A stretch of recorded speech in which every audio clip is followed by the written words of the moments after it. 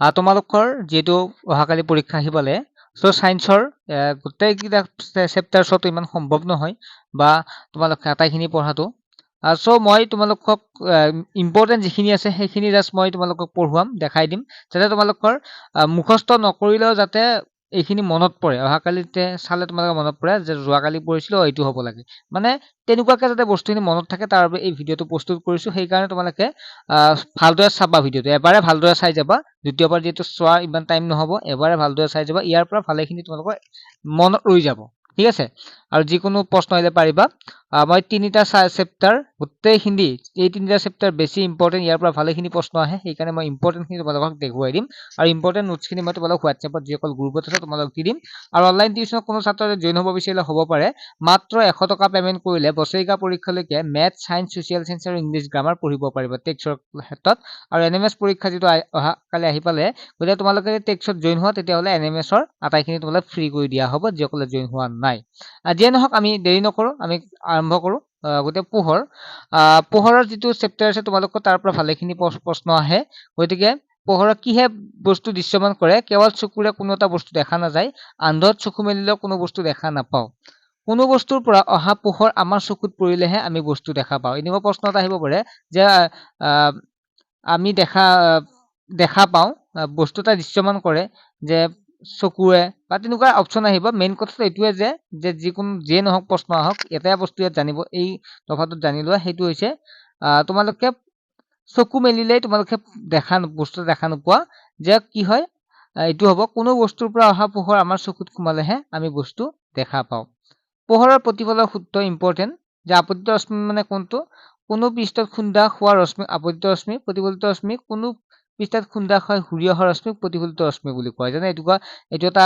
এখন গ্লাছ ইয়াত যদি মই কি কৰোঁ ইয়াত যদি মই এটা পোহৰ দিওঁ ই এটা খুন্দা খাই আকৌ এইফালে গুচি যাব গতিকে আপতিত ৰশ্মি এইটো আৰু প্ৰতিফলিত ৰশ্মি এইটো এটা আপতিত ৰশ্মি আৰু প্ৰতিফলিত ৰশ্মি তাৰপিছত অভিলম্ব জানে যে এই চোৱা মই দেখাই দিছো অভিলম্ব মানে এইডাল হৈছে অভিলম্ব ঠিক আছে এইডাল অভিলম্ব এইডাল আপতিত ৰশ্মি এইডাল আপতিত ৰশ্মি ইফালে গুচি গৈছে আৰু ইফালে হৈছে প্ৰতিফলিত ৰশ্মি ইফালে ঘূৰি আহিছে আপতন কোণ অভিলম্ব আৰু আপতিত ৰশ্মিৰ মাজৰ কোণক আপতন কোণ বুলি কোৱা হয় এই কোণটোক কি বুলি কোৱা হয় আপতন কোণ বুলি কোৱা হয় আৰু প্ৰতিফলন কোণ মানে হৈছে এই আৰটো যি আছে এই আৰটো প্ৰতিফলন কোণ মানে এই কোণটো এনেকুৱা ধৰা হ'ল এইটো আছে নহয় এইফালে কোণটো আপতন কোণ আৰু এইফালে কোণ প্ৰতিফলন কোণ আৰু এই দুটা কোণ সদায় সমান হয় ঠিক আছে আহে প্ৰশ্ন সেইকাৰণে কৈ আছো সূত্ৰটো হৈছে আপতন কোণ সদায় প্ৰতিফলন কোণৰ সমান হয় ইয়াকে প্ৰতিফলনৰ সূত্ৰ বুলি কোৱা হয় প্ৰতিফলনৰ সূত্ৰ মানে আপতন কোণ আৰু প্ৰতিফলন কোণ সমান হয় এইফালে যিমান ডিগ্ৰী কোণ কৰে এইটো এফালে ঘূৰি আহোঁতে সিমান ডিগ্ৰীয়ে কোণ কৰিব প্ৰতিফলনৰ দ্বিতীয়টো সূত্ৰ কি হ'ব আপতিত ৰশ্মি আৰু আপতন বিন্দু টনা অভিলম্ব আৰু প্ৰতিফলিত ৰশ্মি একেখন সমতলতে থাকে যদি আমি এইখন চোৱা এইখন যি আছে এই গোটেইকেইটা আপতিত ৰশ্মি প্ৰতিফলিত ৰশ্মি বা আপতন বিন্দু এই একেখন সমতলতে থাকে বুলি কৈছে একেটা বিন্দুতে থাকে বুলি কৈছে তাৰপিছত নেক্সট হৈছে পাৰ্শ্বীয় প্ৰতিলোমন বা লেটেৰিয়েল ইনভাৰ্সন মানে হৈছে দাপোনত গঠন হোৱা প্ৰতিবিম্ব লক্ষ্য বস্তুৰ বাওঁফালে সোঁফালে বাওঁফালটো সোঁফালে আৰু সোঁফালটো বাওঁফালে দেখি ইয়াকে পাৰ্শ্বীয় প্ৰতিলোমন বুলি কোৱা হয় আমি দাপোন এখনত যদি চাওঁ তেতিয়াহ'লে আমাৰ হাতখন যদি সোঁ হাতখন দিওঁ সেইফালে বা বাওঁ হাতখন দিয়া যেন লাগে সেইটোকে পাৰ্শ্বীয় প্ৰতিলোমন বুলি কোৱা হয় ইয়াত আহে অনিয়মিত প্ৰতিফলনৰ ওপৰত আহে প্ৰশ্ন অনিয়মিত প্ৰতিফলন মানে হৈছে এইটো মই দেখাই দিছো ইয়াতে ডাইৰেক্ট বুজাই দিছো যে কোনো এটা প্ৰতিফলন যে কোনো আপতিত ৰশ্মি ডেফিনেশ্যনটো চোৱা অনিয়মিত প্ৰতিফলন কোনো এখন তলৰ পৃষ্ঠত আপতিত সমান্তৰাল ৰশ্মিবোৰ অসমান্তৰাল বা প্ৰতিফলিত হয় এই প্ৰতিফলনক বিক্ষিপ্ত অনিয়মিত প্ৰতিফলন বুলি কোৱা হয়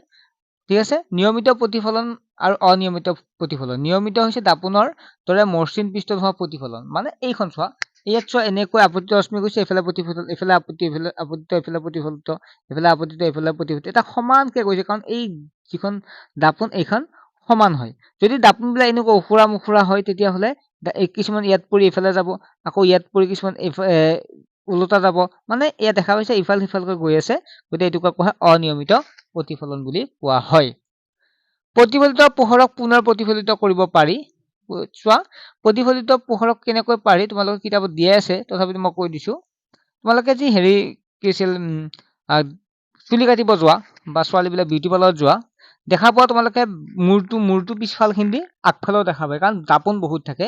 গতিকে তোমাৰ প্ৰতিফলনটো কি হৈছে, তুমি আগফালে চাই আছা, তোমাৰ প্ৰতিফলনটো পিছফালে দাপোনখনক হৈছে, আকৌ তুমি আগফালে চাইছা, আকৌ সেই প্ৰতিফলনটো আকৌ আগফালে দেখা পাইছা। তো মূৰটো তোমাৰ পিছফালে আছে, কিন্তু এই মূৰটো তোমালোকে আগফালে দেখা পাই আছে। কিয়? এই মূৰটো ইয়াত প্ৰতিফলিত হ'ল, আকৌ ইয়াৰ পৰা ইয়ালৈকে গ'ল। গতিকে সেইকাৰণে এইটো কোৱা হয় মানে প্ৰতিফলিত বস্তুৱে প্ৰতিফলিত কৰিব পাৰে। যেনে চুলি কটা হ'লে মূৰৰ পিছফালে চাবৰ বাবে, ঠিক আছে, ছাবমেৰিন টেংক এইবিলাক ব্যৱহাৰ কৰা হয় বিভিন্ন বস্তু চাবৰ কাৰণে। বহু প্ৰতিবিম্ব যিটো কেলিডস্কোপ এনেকুৱা এটা বস্তু য'ত কেতিয়াও একোটা আহি দ্বিতীয়বাৰৰ বাবে দেখা নাযায়। অৰ্থাৎ মানে বহুত মানে দেখা যায় আৰু বহুত ৰঙীন হিচাপে দেখা যায়, কিছুমান হেৰিত ব্যৱহাৰ কৰে, তেনেকুৱা কেলিডস্কোপ। বস্ত্ৰ আৰু বেৰত লগোৱা ৰঙীন কাগজেৰে আৰ্হি প্ৰস্তুত কৰোঁতাসকলে আৰু শিল্পীসকলে ন আৰ্হি ধাৰণাবোৰে কেলিডস্কোপ ব্যৱহাৰ কৰে। এতিয়া সূৰ্যৰ পোহৰ বগা নে ৰঙীন সেইটো চাম। যে সূৰ্যৰ পোহৰ বগা যদিও ই 7টা ৰঙৰ সমষ্টি। সেইকেইটা হ'ল বেঙুনীয়া, নীলা, সননীলা, সেউজীয়া, হালধীয়া, ৰঙা আৰু কমলা। জানো এইটো সূৰ্যৰ এটা ৰং নহয়, সূৰ্যত ভালেকেইটা ৰঙৰ সমষ্টি। আমাৰ চকুৰ আভ্যন্তৰত কি থাকে? চকু মোটামুটিভাৱে গোলাকাৰ। চকুৰ বাহিৰৰ আৱৰণটোক ৰং বগা। সন্মুখৰ স্বচ্ছ অংশটোক কৰ্ণিয়া বোলে। কৰ্ণিয়াৰ পিছফালে আইৰিছ নামেৰে ঘন ৰঙৰ পেশীৰ গাঁথনি এটা থাকে। আইৰিছৰ ছিদ্ৰ এটা থাকে, যাৰ চকুৰ মণি বুলি কোৱা হয়। মণিৰ আকাৰ আইৰিছে নিয়ন্ত্ৰণ কৰে। এইটো বহুতে ইম্পৰ্টেণ্ট প্ৰশ্ন এইটো, যে মণিৰ আকাৰ কিহে নিয়ন্ত্ৰণ কৰে? আইৰিছে নিয়ন্ত্ৰণ কৰে। ঠিক আছে, এইটো প্ৰশ্ন আহিব পাৰে, আইৰিছে চকুৰ মণিৰ আকাৰ নিয়ন্ত্ৰণ কৰে। আইৰিছৰ বাবে চকুৰ বৈশিষ্ট্য ৰং আছে। আইৰিছে চকুলৈ অহা পোহৰৰ পৰিমাণ নিয়ন্ত্ৰণ কৰে। ৰেটিনা লেন্সখনে চকুৰ পিছফালে থকা, ছাত্ৰ-ছাত্ৰীসকল মই তোমালোক যিটো অনলাইন ক্লাছ ছায়েন্সৰ আটাইখিনি ধুনীয়াকৈ ডিটেইলছ বুজাই দিম। জাষ্ট NMS পৰীক্ষাটো চলি যাবৰ কাৰণেহে মই এনেকুৱাকৈ তোমালোকক আজি বুজাই দিব লগা হৈছে। পৰ্দা এখনৰ পোহৰৰ ফকাচ পেলাই পৰ্দাখনৰ নাম ৰেটিনা বা অক্ষপট। ৰেটিনাৰ বহু সংখ্যক স্নায়ুকোষ থাকে। ঠিক আছে, চ' মই যিখিনি ইম্পৰ্টেণ্ট সেইখিনি দি দিছোঁ। ইয়াত চকুৰ বিকাৰকেইটা তোমালোকে চাবা। মায়পিয়া বিকাৰ, হাইপাৰমেট্ৰপিয়া, তাৰপিছত প্ৰেছবায়পিয়া, এইকেইটা বিকাৰ চাবা। মায়পিয়া মানে যিজন মানুহে ওচৰৰ বস্তু ভালদৰে দেখা পায় কিন্তু দূৰৰ বস্তু ভালদৰে দেখা নাপায়, সেইবিলাক মানুহক মায়পিয়া বেমাৰত ভোগা বুলি কোৱা হয়। হাইপাৰমেট্ৰপিয়া, যিজন ব্যক্তিয়ে ওচৰৰ বস্তু ভালদৰে দেখা নাপায় কিন্তু দূৰৰ বস্তু ভালদৰে দেখা পায়, এনে ব্যক্তিক হাইপাৰমেট্ৰপিয়া বেমাৰত ভোগা হয়। এনেকুৱা প্ৰশ্ন এটাও আহি গৈছে যে এজন ছাত্ৰ বেঞ্চৰ শেষত আছে, মানে শ্ৰেণীকোঠাৰ শেষৰ বেঞ্চত বহি আছে আৰু সি বৰ্ডত লিখাখিনি ভালদৰে দেখা নাই। গতিকে ছাত্ৰজনে কোনটো বিকাৰত ভুগিছে? তেতিয়া তোমালোকে ক'ব লাগিব যে ওচৰৰ বস্তু সি ভালদৰে দেখা পায়, কিন্তু যিহেতু দূৰত বহিছে গতিকে দূৰৰ বস্তু ভালদৰে দেখা নাপায়, গতিকে মায়পিয়া বিকাৰত ভোগা বুলি ক'ব লাগিব। যদি দূৰৰ বস্তু ভালদৰে দেখা পায়, ওচৰৰ বস্তু ভালকৈ দেখা নাপায়, তেতিয়া হাইপাৰমেট্ৰপিয়া বেমাৰত ভোগা বুলি কোৱা হয়। নেক্সট হ'ল প্ৰেছবায়পিয়া। বয়স হৈ অহাৰ লগে লগে মানুহৰ চকু দুৰ্বল হৈ আহে। এনে ক্ষেত্ৰত মানুহৰ ওচৰৰ লগতে দূৰৰ বস্তু ভালদৰে দেখা নোপোৱা হয়। এনে বিকাৰক প্ৰেছবায়পিয়া বোলে। কেটেৰেক্ট। বুঢ়া বয়সত কেতিয়াবা দৃষ্টিশক্তি ধূসৰ হৈ যায়। চকুৰ লেন্সখনত চামনি পৰিলে এনে হয় আৰু তেনে অৱস্থাত ব্যক্তিজনৰ কেটেৰেক্ট হোৱা বুলি কওঁ। কেটেৰেক্ট হ'ল দৃষ্টিশক্তি কমি যায়। কেটেৰেক্ট হ'লে দৃষ্টিশক্তি কমি যায়। এতিয়া চকুৰ যত্ন কি ল'ব লাগে এইখিনি তোমালোকে জানে, তথাপিতো মই তোমালোক চকুৰ যত্নৰ বাবে চোৱা, এইখিনি বাৰু চাবা, এইখিনি ইমান ইম্পৰ্টেণ্ট নাই NMS পৰীক্ষা, হ'লেও চাবা তোমালোকে, এইখিনি আহি যাব কেতিয়াবা। এইখিনি তোমালোকে জানাই মেইনলি। ঠিক আছে, এইখিনি তোমালোকে জানে যে চকুত আমি ভালদৰে কি কৰিব লাগে, ভালদৰে ধুব লাগে, মোহাৰি থাকিব নালাগে। এইখিনি তোমালোকে যি প্ৰশ্ন আহিলেও নপঢ়িলেও জানিবা।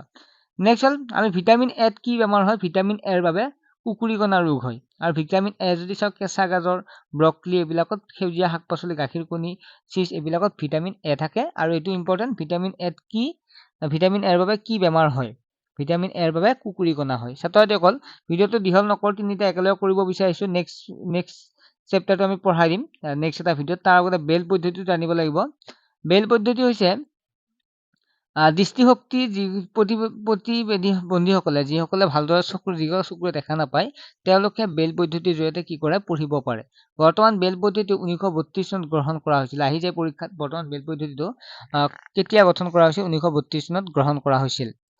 ঠিক আছে আৰু বেল পদ্ধতিত কিছুমান সাংগঠনিক ভাষা আছে আৰু তেনেকুৱাকে বেল পদ্ধতিত পঢ়িব পাৰি লুই বেলৰ বিষয়ে জানিব লাগিব লুই বেল নিজে এজন দৃষ্টিশক্তি প্ৰতিবন্ধী ব্যক্তি আছিল তেওঁ দৃষ্টিশক্তি প্ৰতিবন্ধীসকলৰ বাবে কি পদ্ধতি এটা পদ্ধতি বিকশিত কৰিছিল আৰু ই 1821 চনত এই পদ্ধতিক প্ৰকাশ কৰিছিল বেল পদ্ধতিত 63টা বিন্দুৰ সজ্জা বা বিন্যাস আছে the story of my life 1903 কিতাপখন 18 মাহতে দৃষ্টিশক্তি হেৰুওৱা হেলেন কেলাৰে লিখিছিল এইটো চাবা the story of my life ছাত্ৰ ছাত্ৰীসকল নেক্সট এটা ভিডিঅ'তে বাকীখিনি কৰি দিম এটা ক্লাছতে তোমালোকৰ অসুবিধা হ'ব কিছুমান প্ৰাকৃতিক ঘটনা পৰিঘটনা যিখিনি এইখিনি চালে আৰু এক্সট্ৰাকে তোমালোকে চাব নালাগে তেনেকুৱাকে আমি কৰি আছো ঠিক আছে চেনেলটো ছাবস্ক্ৰাইব কৰি ৰাখিবা যিহেতু মই যিমান পাৰো চেষ্টা কৰিছো ইয়াৰ পিছতো চেষ্টা কৰি যাম আৰু ক্লাছত জইন হ'লে যিটো আমাৰ টেক্সৰ ক্লাছ সোনকালে জইন হৈ ল'বা চিট একেবাৰে কম আছে গতিকে জইন আজিয়ে হৈ লোৱা যদি তোমালোকৰ ইচ্ছুক হয় সম্পূৰ্ণ আমি তাতেতো ধুনীয়াকে পঢ়াম math science social science English grammar